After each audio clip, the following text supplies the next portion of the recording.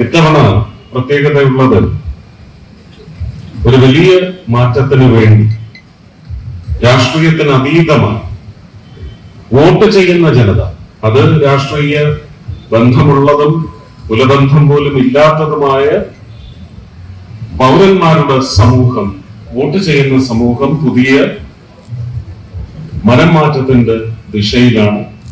അതുവഴി അവരുടെ മനസ്സിൽ രൂപം കൊണ്ടിട്ടുള്ള ഒരു തീരുമാനങ്ങളിലുമാണ് ഉറച്ച് തയ്യാറായി നിൽക്കുന്നത്. ഇതിൽ കഴിഞ്ഞ ഒരു 5 തെരഞ്ഞെടുപ്പ് കാലങ്ങളിലും നിയമസഭാ തെരഞ്ഞെടുപ്പ് കാലഘട്ടങ്ങളിലും ശക്തമായ സാന്നിധ്യം അറിയിക്കുവാൻ ഭാരതീയ ജനതാ പാർട്ടിക്കും NDAയ്ക്കും സാധിച്ചിട്ടുണ്ടെങ്കിലും ഇത്തവണ എന്റെ അഭിപ്രായത്തിൽ നമുക്ക് അവരുടെ ഹൃദയത്തിലേക്ക് ആഴ്ന്ന് ഇറങ്ങിച്ചെല്ലേണ്ട കടമ മാത്രമേ ബാക്കി നിൽക്കുന്നുള്ളൂ. ആഞ്ഞടിച്ചൊരു പ്രചരണത്തിന് പോലും നമുക്ക് ആവശ്യമുണ്ടെന്ന് എനിക്ക് തോന്നുന്നില്ല. അത്രയ്ക്ക് സജ്ജമാണ്.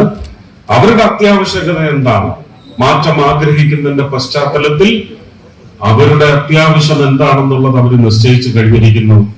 അവരൊരുക്കുന്ന പുതിയ കളങ്ങളിലെ രാജാക്കന്മാരാകാൻ നമ്മൾ എല്ലാവരും സജ്ജമായി തയ്യാറെടുക്കുക എന്നുള്ളതാണ് ഈ തെരഞ്ഞെടുപ്പ്.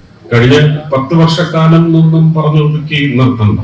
കഴിഞ്ഞ ഒരു 40 വർഷക്കാലത്തെയെങ്കിലും ജനങ്ങളുടെ അതൃപ്തിക്ക്, അവർക്ക് മറുകര എത്താൻ എന്താണ് ഭാരതീയ ജനതാ പാർട്ടി നയിക്കുന്ന NDA സഖ്യം വഴി അവർക്ക് ഭരണതലത്തിൽ, അല്ലെങ്കിൽ ഏത് ഭരണം വന്നാലും ആ ഭരണത്തെ ജനപക്ഷ ഭരണമാക്കി മാറ്റി നിലയ്ക്ക് നിർത്തുന്നതിനുള്ള ശക്തി നമുക്ക് നേടുവാൻ സാധിക്കണം. അതിലേക്കാവണം നമ്മളുടെ പ്രവർത്തനമെന്ന് മാത്രം. ഈ പരിപാടിക്ക് സത്യത്തിൽ ഞാൻ പങ്കെടുക്കേണ്ടതല്ല. ഞാനത് കേരളത്തിന്റെ തലപ്പാവെന്ന് ഞാൻ എപ്പോഴും വിശേഷിപ്പിക്കാറുള്ള കാസർഗോഡ് മഞ്ചേശ്വരത്ത് നിന്ന് കേരളത്തിലെ എന്റെ രാഷ്ട്രീയ പ്രചരണ പരിപാടി ഇത്തവണ തുടങ്ങണമെന്ന് ആഗ്രഹിച്ച് നാളെ കാലത്ത് ശ്രീ കെ സുരേന്ദ്രന് വേണ്ടി കാസർഗോഡ് എത്തേണ്ട ആളാണ് ഞാൻ. അപ്പോ ഞാൻ രാഷ്ട്രീയത്തിൽ വരുന്നതിന് മുമ്പ് തന്നെ അനുഭാവി എന്ന് മനസ്സിലാക്കിയത് കൊണ്ടോ, അല്ലെങ്കിൽ ഒരു ലാഞ്ചനയുള്ള ആള് എന്ന് മനസ്സിലാക്കിയത് കൊണ്ടോ, എന്നോട് ആദ്യം തന്നെ ഭാരതീയ ജനതാ പാർട്ടിയിൽ നിന്ന് അടുപ്പം വെച്ചിട്ടുള്ള മുന്തിയ വ്യക്തികളിൽ ഏറ്റവും മുന്തിയ സ്ഥാനമുള്ള ആളാണ് ശ്രീ കൃഷ്ണദാസ്. കൃഷ്ണദാസിന്റെ വ്യക്തിത്വം എന്ന് പറയുന്നതിന്റെ മഹത്വം മനസ്സിലാക്കിയിട്ടുള്ള അദ്ദേഹത്തെക്കാളൊക്കെ എത്രയോ ജൂനിയറാണ് ഞാൻ പാർട്ടിയിൽ, അല്ലെ? പിന്നെ ഇതൊക്കെ ദൈവനിശ്ചയമാണ്. എവിടെയൊക്കെ ആരൊക്കെ എത്തും എന്നുള്ളത് ദൈവനിശ്ചയം തന്നെയാണ്. ഒരു വിശ്വാസി എന്ന നിലയ്ക്ക് എനിക്ക് അതിൽ ഉറച്ച വിശ്വാസം. അപ്പൊ അങ്ങനെ ഓരോരുത്തരായി ആ സ്ഥാനങ്ങളിലേക്കൊക്കെ ഈശ്വരൻ അനുഗ്രഹിച്ചെത്തുന്ന കാലാവസ്ഥ ഒരുങ്ങിയിട്ടുണ്ട്.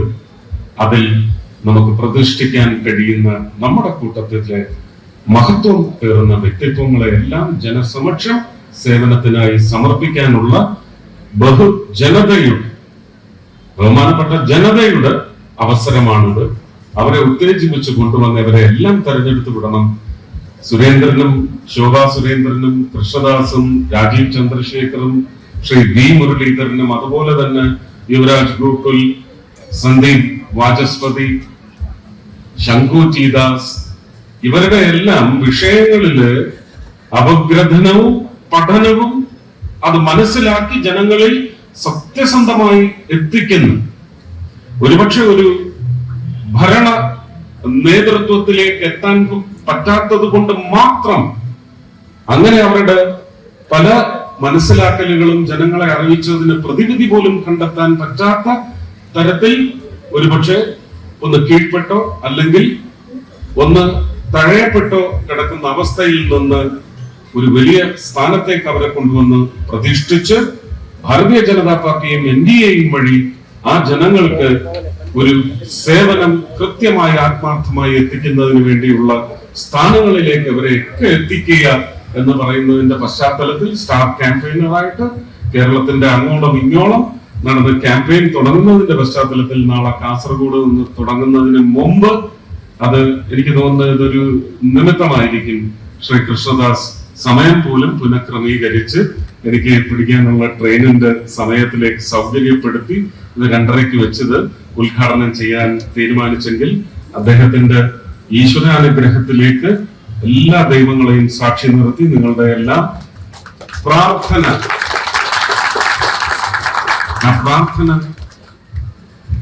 തുളുമ്പി നിൽക്കുന്ന ഈ മുഹൂർത്തത്തിൽ ശ്രീ ടി കെ കൃഷ്ണദാസിന്റെ കാട്ടാക്കട മണ്ഡലത്തിലെ പ്രവർത്തനങ്ങളുടെ തുടക്കം കുറിക്കുന്ന അദ്ദേഹത്തിന്റെ തെരഞ്ഞെടുപ്പ് പ്രചരണ കമ്മിറ്റി ഓഫീസിന്റെ ഉദ്ഘാടനം ഇവിടെ നിർവഹിച്ചതായി അറിയിക്കുന്നു.